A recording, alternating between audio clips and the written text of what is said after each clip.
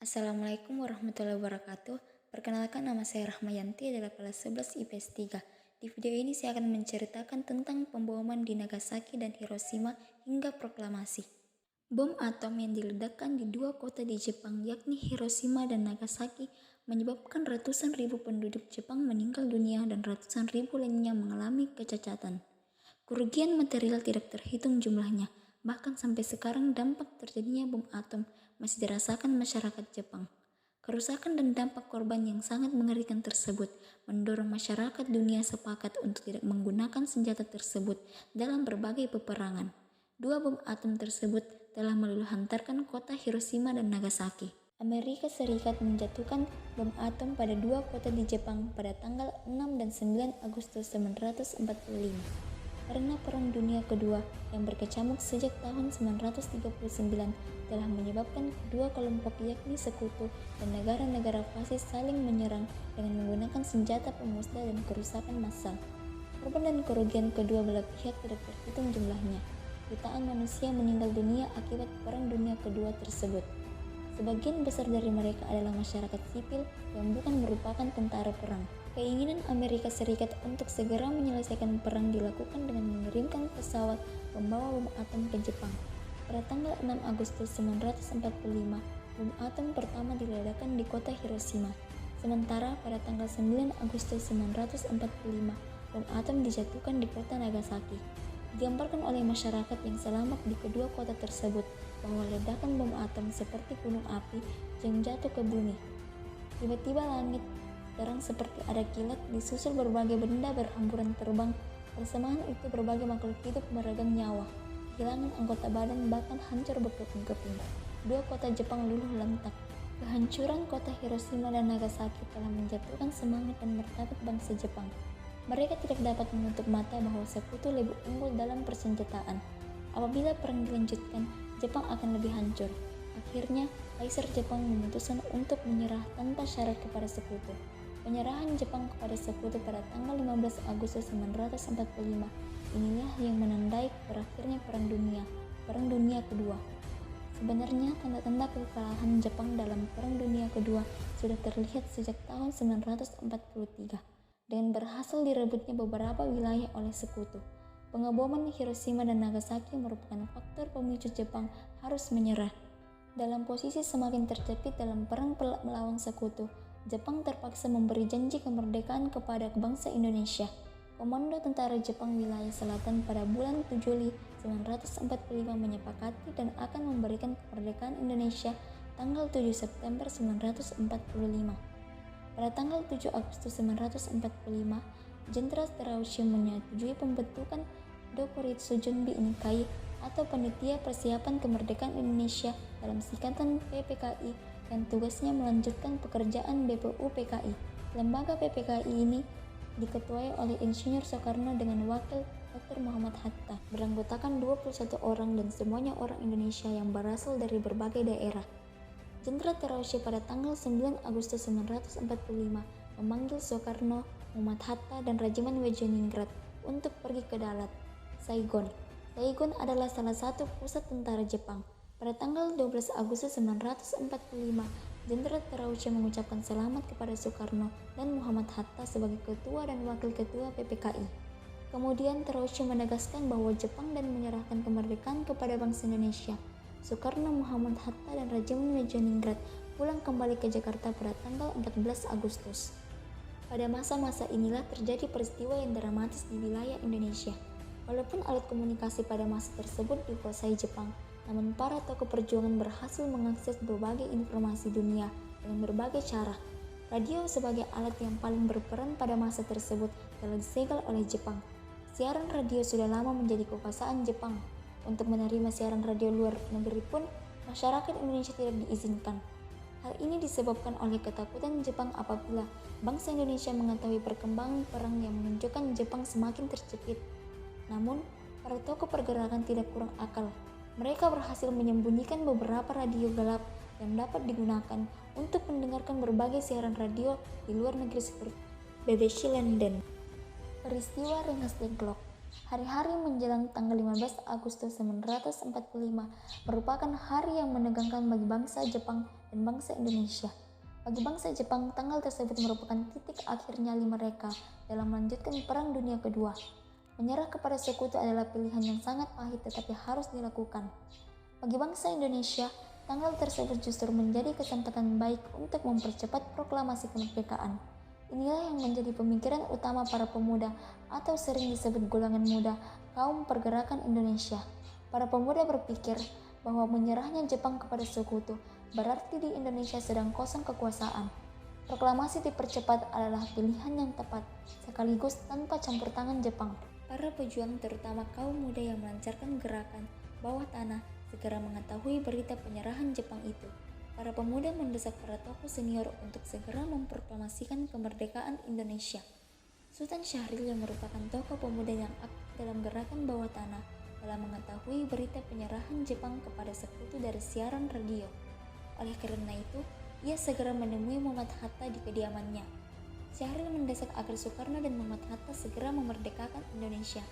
Kira-kira pukul 14 Syahrir berhasil menemui Bung Hatta yang baru saja datang dari Dalat, Saigon. Syahrir menyampaikan informasi tentang menyerahnya Jepang kepada sekutu. Oleh karena itu, agar Soekarno dan Muhammad Hatta mau menyatakan kemerdekaan, namun Hatta tidak bersedia dan akan membicarakan dengan Bung Karno. Oleh karena itu, Bung Hatta dan Syahrir pergi ke kediaman Bung Karno. Syahrir menyampaikan hal yang sama saat bertemu Muhammad Hatta, agar Bung Karno dan Bung Hatta mau memerdekakan Indonesia karena Jepang telah menyerah.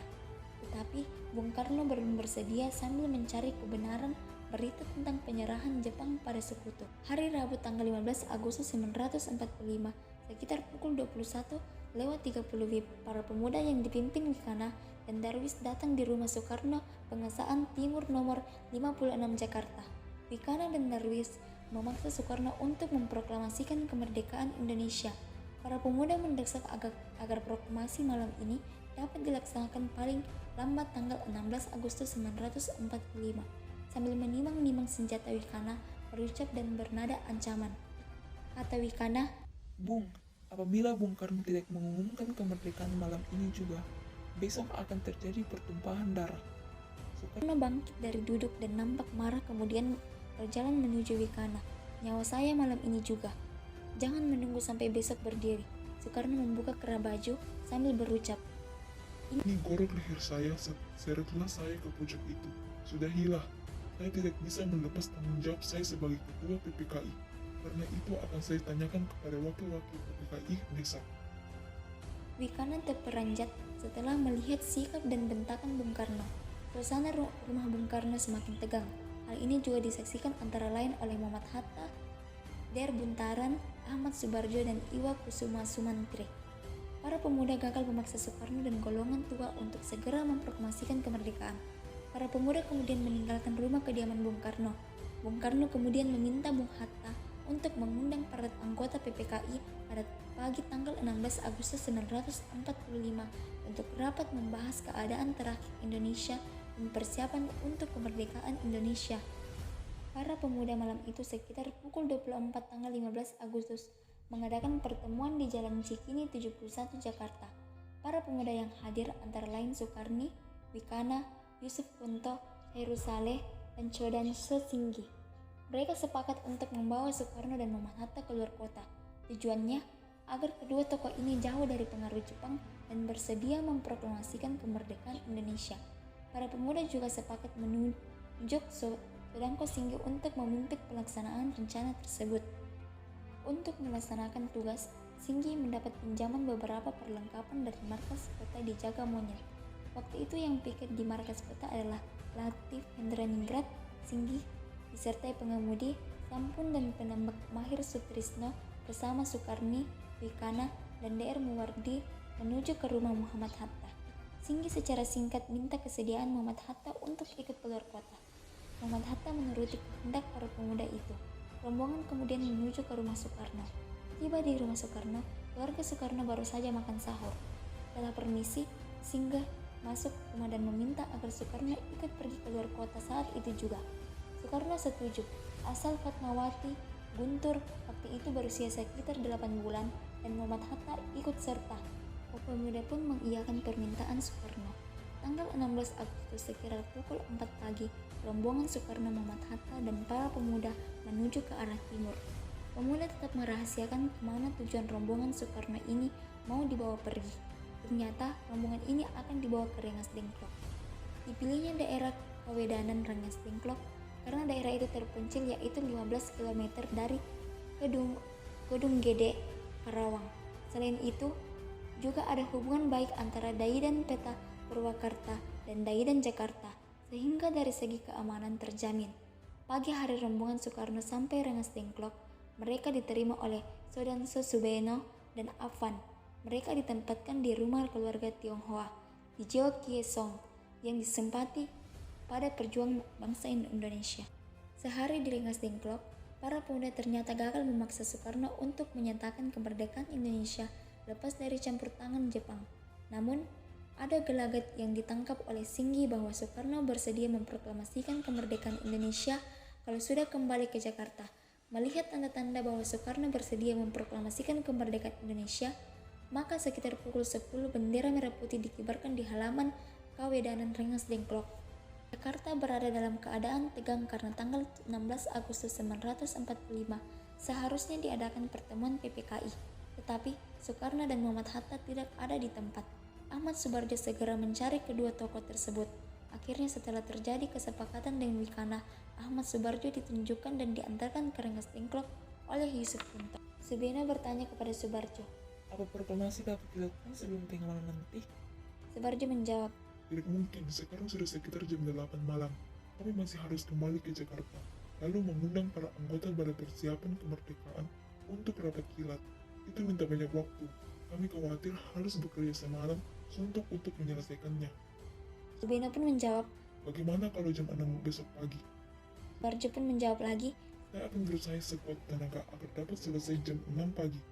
Tetapi sekitar tengah hari besok pasti sudah beres. Subeno pun menjawab, Kalau tidak, bagaimana? Subarjo, Mayor, kalau semua gagal, besok siang tanggal 17 Agustus jam 12 sebelum terjadi proklamasi, jaminannya sayalah yang bertanggung jawab, tembak matilah saya.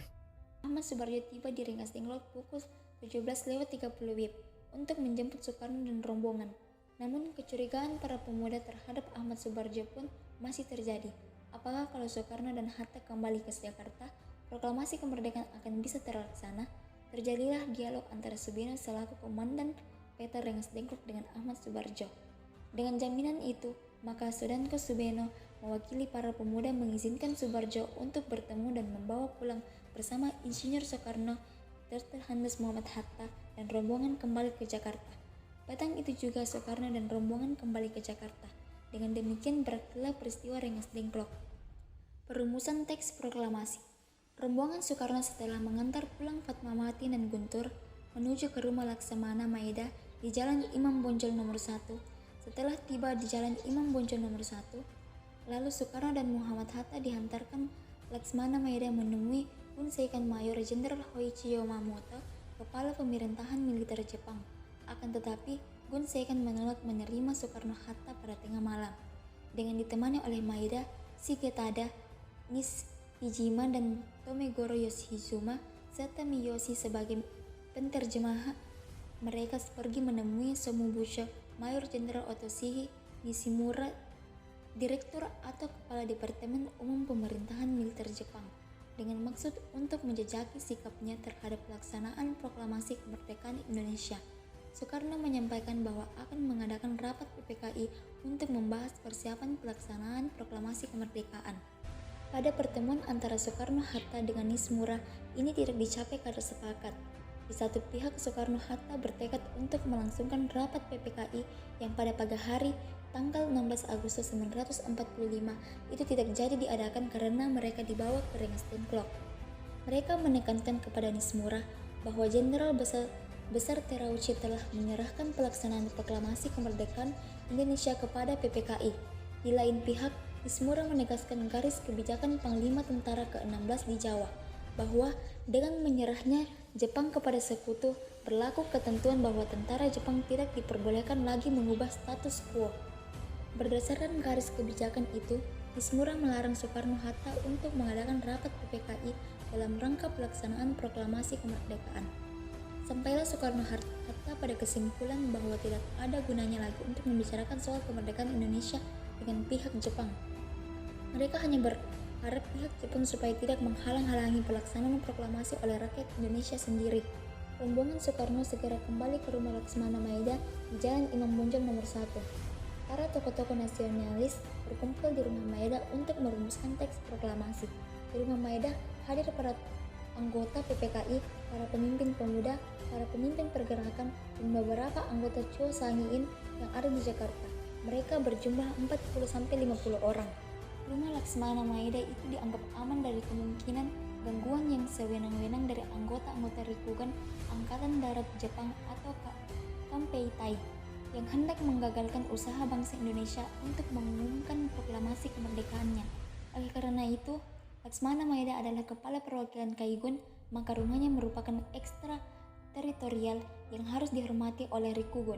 Selain itu, Laksmana Maeda sendiri memiliki hubungan yang akrab dengan para pemimpin bangsa Indonesia, dan Maeda juga simpatik terhadap gerakan kemerdekaan Indonesia.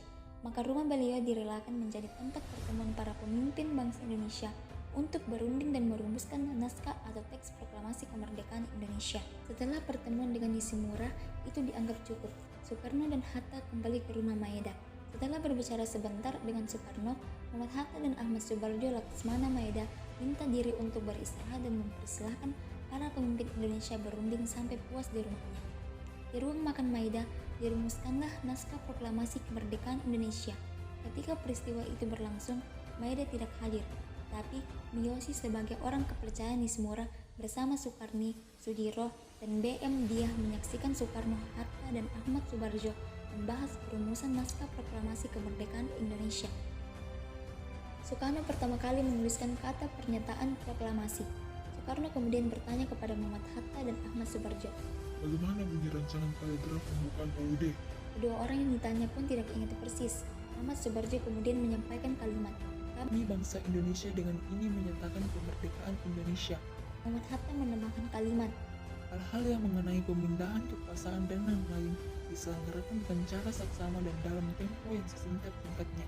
Soekarno menuliskan Jakarta 17/8/05 Wakil-Wakil Bangsa Indonesia. Sebagai penutup, mereka semua sepakat tentang draft itu. Pukul 4 WIB dini hari, Soekarno minta persetujuan dan minta tanda tangan kepada semua yang hadir sebagai wakil-wakil bangsa Indonesia. Para pemuda menolak dengan alasan sebagian yang hadir banyak yang menjadi kolaborator Jepang. Soekarno mengusulkan agar teks proklamasi cukup ditandatangani dua orang tokoh, yakni Soekarno dan Muhammad Hatta, atas nama bangsa Indonesia. Usul Soekarno diterima dengan beberapa perubahan yang telah disetujui, maka konsep itu kemudian diserahkan kepada Sayuti Milik untuk diketik. Teks proklamasi yang hanya beberapa kalimat itu memiliki makna yang luar biasa dalam konteks jalinan kerjasama atau persatuan yang kokoh. Kata proklamasi Anil Bung Karno, kalimat kami bangsa Indonesia dengan menyatakan kemerdekaan Indonesia, dinyatakan oleh Ahmad Subarjo. Kalimat hal-hal yang mengenai pemindahan kekuasaan dan lain-lain diselenggarakan dengan cara saksama dan dalam tempo yang sesingkat-singkat. Anil Bung Hatta, kalimat atas nama bangsa Indonesia Soekarno-Hatta, usulan Soekarni. Demikian, pertemuan dini hari itu menghasilkan naskah proklamasi agar seluruh rakyat Indonesia mengetahuinya. Naskah itu harus disebarluaskan.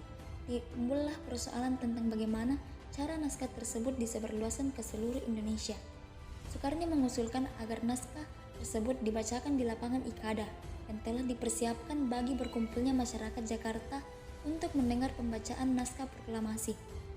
Tapi Soekarno tidak setuju karena tempat itu adalah tempat umum yang dapat memancing bentrokan antara rakyat dengan militer Jepang. Beliau sendiri mengusulkan agar proklamasi dilakukan di rumahnya di Jalan Pengasaan Timur nomor 56. Usul tersebut disetujui dan naskah proklamasi kemerdekaan Indonesia akan dibacakannya bersama Hatta di tempat itu pada hari Jumat tanggal 17 Agustus 1945 pukul 10 WIB. Di tengah-tengah bulan Ramadan, proklamasi berkumandang. Pada pukul 5 pagi tanggal 17 Agustus 1945, para pemimpin dan pemuda keluar dari rumah Laksmana Maeda dengan diliputi kebanggaan. Mereka telah sepakat untuk memproklamasikan kemerdekaan di rumah Soekarno di Jalan Pengesaan Timur nomor 56 pada pukul 10 pagi. Sebelum pulang, Muhammad Hatta berpesan kepada BM Dia untuk memperbanyak teks proklamasi dan menyiarkannya ke seluruh dunia. Sementara itu, para pemuda tidak langsung pulang. Mereka melakukan kegiatan-kegiatan untuk penyelenggaraan pembacaan naskah proklamasi. Masing-masing kelompok pemuda mengirim kurir untuk memberitahukan kepada masyarakat bahwa saat proklamasi telah tiba. Semua alat komunikasi digunakan untuk menyambut proklamasi. Pamflet, pengeras suara, dan mobil-mobil dikerahkan ke segenap penjuru kota. Tanpa diduga, pada hari itu barisan pemuda berbondong-bondong menuju lapangan Ikada. Para pemuda datang ke tempat itu karena informasi yang disampaikan dari mulut ke mulut bahwa proklamasi akan diselenggarakan di lapangan Ikada. Rupanya, Jepang telah mencium kegiatan para pemuda malam itu, sehingga mereka berusaha untuk menghalang-halanginya. Lapangan Ikada telah dijaga oleh pasukan Jepang yang bersenjata lengkap. Karena itu, proklamasi tidak diselenggarakan di lapangan Ikada, tetapi dilaksanakan di Pengasaan Timur nomor 56. Pada pagi hari itu juga, Rumah Soekarno dipadati oleh sejumlah massa. Untuk menjaga keamanan upacara pembacaan proklamasi, Darmowardi meminta Latif Hendraningrat beserta beberapa anak buahnya untuk berjaga-jaga di sekitar Rumah Soekarno. Sementara itu, Wali Kota Jakarta, Suwiryo memerintahkan kepada Wilopo untuk mempersiapkan peralatan yang diperlukan seperti mikrofon. Sedangkan Sudiro memerintahkan kepada Eswut untuk menyiapkan bendera dan sekaligus mencari tiang bendera. Eswut mendapatkan bendera merah putih dari Ibu Fatmawati. Bendera dijahit Ibu Fatmawati sendiri dan ukurannya sangat besar. Bendera merah putih yang dijahit Fatmawati dikenal dengan bendera pusaka. Sejak tahun 1969, tidak lagi dikibarkan dan diganti dengan bendera duplikat. Sementara, tiang bendera menggunakan sebatang bambu atau semacam bekas jemuran pakaian. Sejak pagi hari, sudah banyak orang berdatangan di Rumah Soekarno di Jalan Pengasaan Timur nomor 56. Tokoh-tokoh yang sudah hadir antara lain Emir Ahmad Ramis, Der Buntaran Martua Tomojo, M.R. Latuharari, Abi Kusno, Cokro Suyoso, Otto Iskandar Dinati, Ki Hajar Dewantoro, Samretualangi, Sartono, Seyutu Malik, Pandu, Kartawiguna, M. Tabrani, Darmowardi, Nas S.K. Tirmurti, dan Ag Pringgodiglo. Acara yang direncanakan pada upacara bersejarah itu adalah pembacaan teks proklamasi. Kami, bangsa Indonesia, dengan ini menyatakan kemerdekaan Indonesia. Hal-hal yang mengenai pemindahan kekuasaan dan lain-lain diselenggarakan dengan cara saksama dan dalam tempo yang sesingkat-singkatnya. Jakarta, 17 Agustus 1945, atas nama bangsa Indonesia, Soekarno Hatta.